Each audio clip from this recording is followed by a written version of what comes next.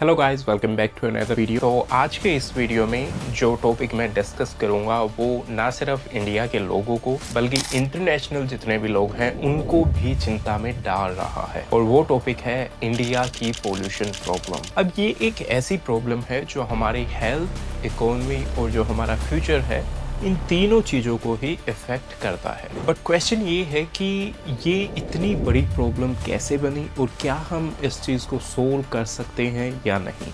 तो आज के इस वीडियो में हम इसी टॉपिक को डिस्कस करेंगे with some numbers and facts. So without any delay let's start this video.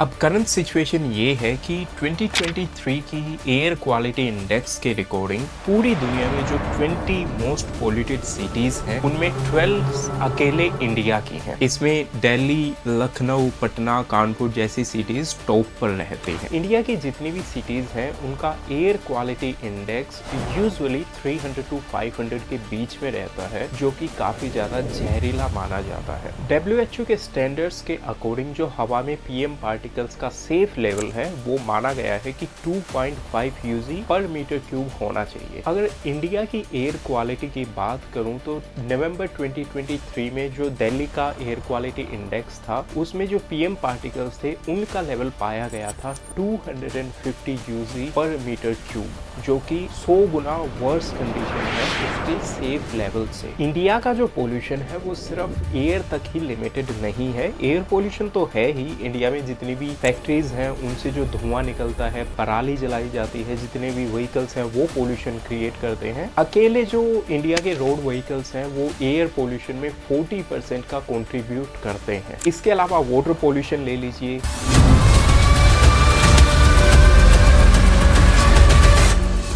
Ganga और यमुना जैसी होली रिवर्स भी आज वाटर पोल्यूशन से नहीं बच पाई। जितनी भी ये बड़ी बड़ी सिटीज हैं, फॉर एग्जांपल सोनीपत, पानीपत, गाजियाबाद, दिल्ली, उसके बाद यूपी में जाएंगे तो कानपुर, आगरा, इनमें जितनी भी फैक्ट्रीज हैं ये इतना ज़्यादा अनट्रीटेड सीवेज वाटर यमुना में डंप करते हैं, जिसकी वजह से यमुना टोटली पोल्यूटेड हो गई है। इसके अलावा इंडिया में हर साल लगभग 3.5 मिलियन टन का प्लास्टिक वेस्ट प्रोड्यूस किया जाता है। इसमें से 60% प्लास्टिक तो रिसाइकिल हो जाता है, बट जितना भी जो बचा हुआ प्लास्टिक है वो सोयल और वाटर को कंटेमिनेट करता है। अब इसमें नॉइज का पोल्यूशन भी पीछे नहीं है। शहरों में जितने भी व्हीकल्स जो हॉर्न से पोल्यूशन करते हैं या फिर जो कंस्ट्रक्शन वर्किंग से जो नॉइज पोल्यूशन होता है, उससे जो हमारी हेल्थ है, जो जिस सराउंडिंग में जो वो जितने भी लोग रह रहे हैं उनकी जो हेल्थ है उस पे काफी ज्यादा इम्पैक्ट पड़ता है। अब पोल्यूशन के इफेक्ट को समझना भी जरूरी है, क्योंकि जितना भी ये पोल्यूशन हो रहा है ये हमारी हेल्थ और हमारे देश की इकोनॉमी को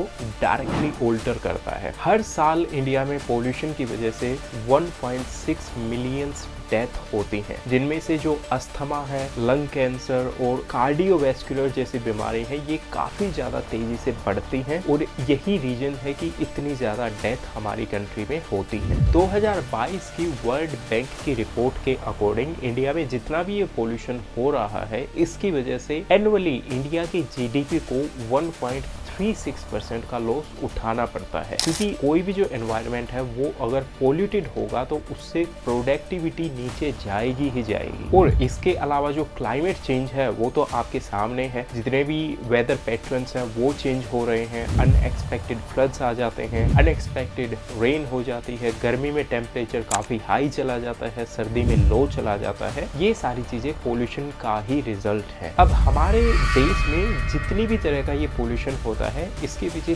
3 मेन कारण। नंबर 1 रीजन है इंडस्ट्रीज का बढ़ना। हमारे देश की जो GDP है वो काफी स्पीड से ग्रो कर रही है। रैपिड इंडस्ट्रियल ग्रोथ की वजह से हम वेस्ट मैनेजमेंट और पोल्यूशन कंट्रोल जैसी चीजों पर ध्यान नहीं दे रहे हैं। दूसरा कारण है अर्बनाइजेशन। बड़ी बड़ी सिटीज में जितने भी व्हीकल्स हैं, जितनी भी कंस्ट्रक्शन हो रही है, इस वजह से भी पोल्यूशन काफी ज्यादा बढ़ रहा है। तीसरा रीजन है पॉपुलेशन ग्रोथ। हमारे देश की जो पॉपुलेशन है वो है 1.4 बिलियन, जो कि अभी बढ़ रही है, रुकने का नाम नहीं ले रही। जिसकी वजह से हो ये रहा है कि जो हमारा देश है उसके जो रिसोर्सेज है उन पे काफी ज्यादा प्रेशर पड़ता है, जिसकी वजह से पोल्यूशन होता है। अब क्वेश्चन ये आता है कि इस पोल्यूशन को हम कैसे रोक सकते हैं, क्या ऐसी प्रैक्टिस हम फॉलो कर सकते हैं जिस वजह से ये पोल्यूशन रुक जाए। तो नंबर 1 प्रैक्टिस है कि हमें रिन्यूएबल एनर्जी पर फोकस ज्यादा करना होगा। हमें सबसे पहले कोयला और पेट्रोल के यूज को कम करना होगा और जो विंड एनर्जी और सोलर एनर्जी है उसको धीरे धीरे एडॉप्ट करना होगा। वैसे इंडिया का 2030 तक का टारगेट ये है कि वो 50% अपनी एनर्जी नीड्स रिन्यूएबल सोर्सेज से ही पूरी करेगा। इसके बाद हमें पब्लिक ट्रांसपोर्ट का यूज ज्यादा करना होगा। इलेक्ट्रिक बसेस और मेट्रो जैसे सस्टेनेबल ट्रांसपोर्ट सिस्टम्स को ज्यादा एडॉप्ट करना पड़ेगा। पोल्यूशन को रोकने के लिए हमें वेस्ट मैनेजमेंट पर भी फोकस करना पड़ेगा। जितना भी प्लास्टिक है उसको रिसाइकिल करना होगा और जो सिंगल यूज प्लास्टिक होता है उसको बैन करना पड़ेगा। एयर पोल्यूशन को कम करने के लिए हमें जो फॉरेस्ट एरिया है उसको बढ़ाने पर फोकस करना होगा, क्योंकि जो पेड़ पौधे होते हैं वो एयर पोल्यूशन को कंट्रोल करते हैं, वो उसको एब्जॉर्ब करते हैं। नियर फ्यूचर के लिए इंडिया का टारगेट ये है कि वो लैंड मास का 33% फॉरेस्ट कवर करना चाहता है। इसके अलावा पोल्यूशन को कंट्रोल करने के लिए जो ग्राउंड लेवल पर पॉलिसीज हैं उनको भी चेंज करना जरूरी है।